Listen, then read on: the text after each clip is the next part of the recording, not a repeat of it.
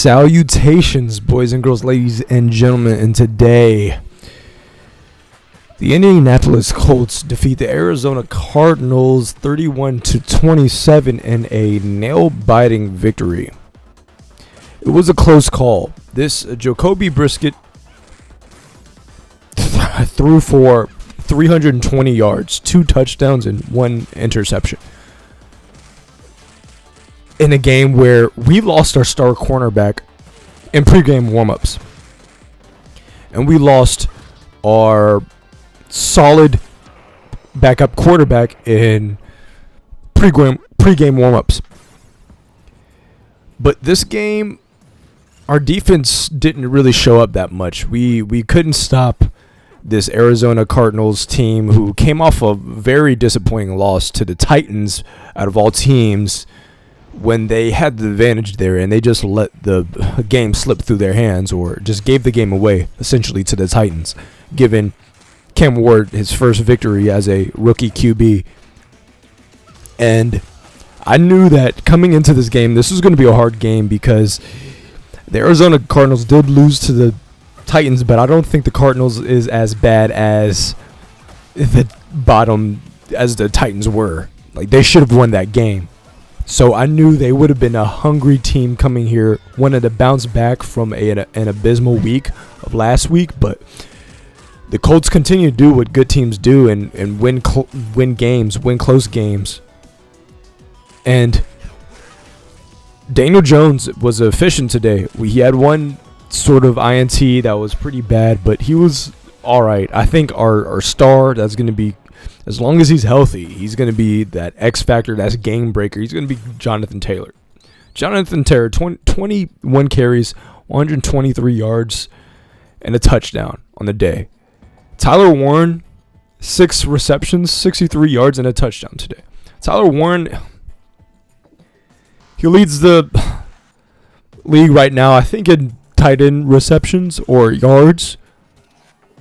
And he's continuing to show this league that he is one of the top tight ends. So this game on the defensive side, it was hard to watch. Now the Cardinals had their injuries and whatnot.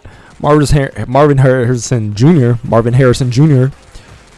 came down on the turf very hard and hit his head, causing him to have a concussion here.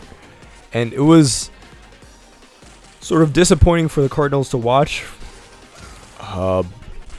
Speedy recovery for him, but that was a pretty bad loss for the Cardinals. But Jacoby Brissett still was able to run an efficient offense.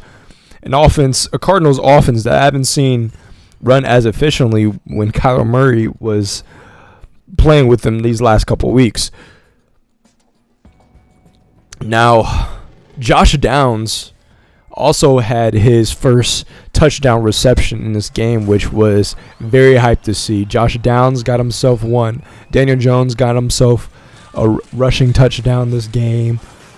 Jonathan Taylor got himself a rushing touchdown this game. Our offense continues to look very solid, and our defense is going to have to step it up. We're going to need more corners. Unfortunately, a cornerback, I feel like our cornerback's always hurt, and we're always going to need more corners. You can't have enough depth at corner. We drafted a guy in the draft, Justin Wally. He had showed so much potential, and now he's out for the season. Traverse Ward, our star corner, he's out for at least 1 to 2 weeks at best.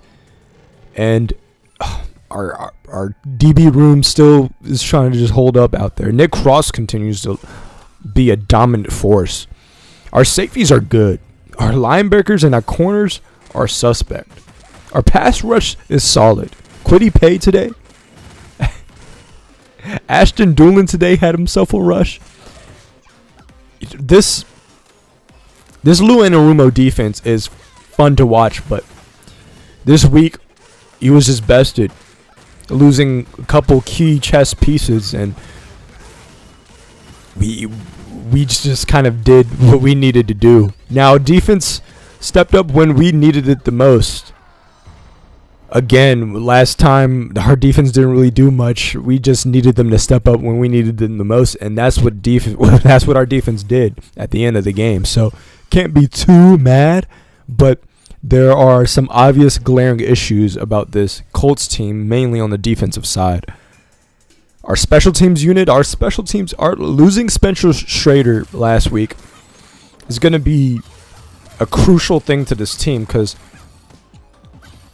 those 3 points in a close game can mean the most difference in a game. Like it can mean heavy significance. Like it might be the most underrated injury that we have on this Colts team. That, and then maybe Anthony Richardson, because if Daniel Jones goes down, we need consistency as quarterback, and I don't know, maybe Wyatt Leonard can be better, but yeah, Spencer Schrader was he was our hidden points producer.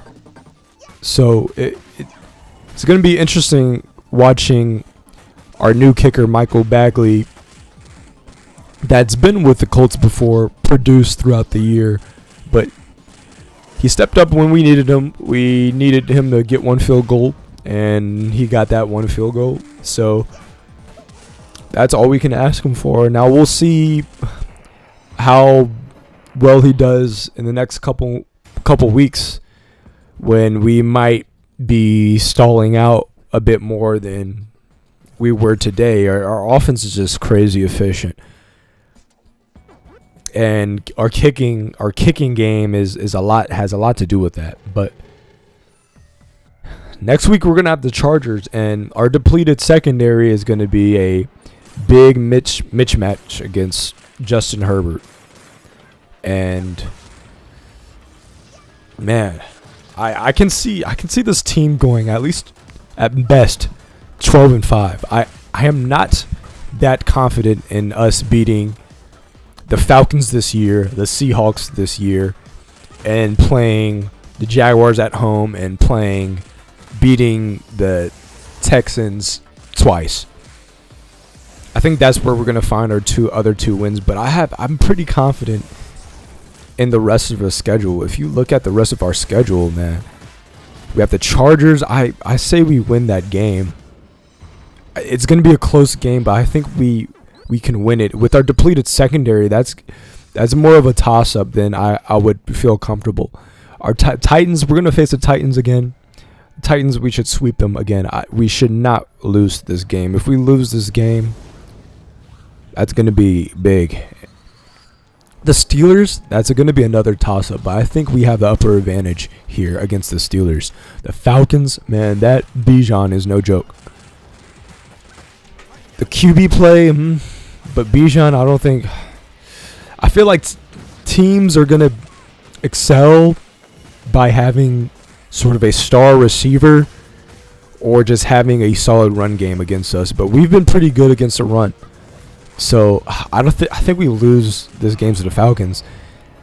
The Chiefs, if we get our DB core back, we should pack up these Chiefs, because their run game is uninspired at all. The Chiefs' philosophy works well, I think, with our defense.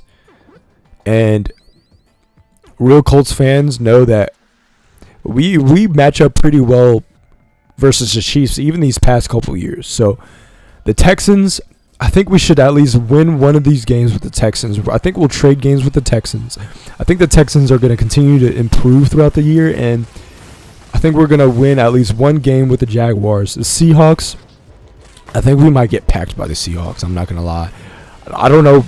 I can't put my finger on it quite, but Sam Darnold and Njigba, man, I think that's when we're going to be blurred. We're going to get blurred.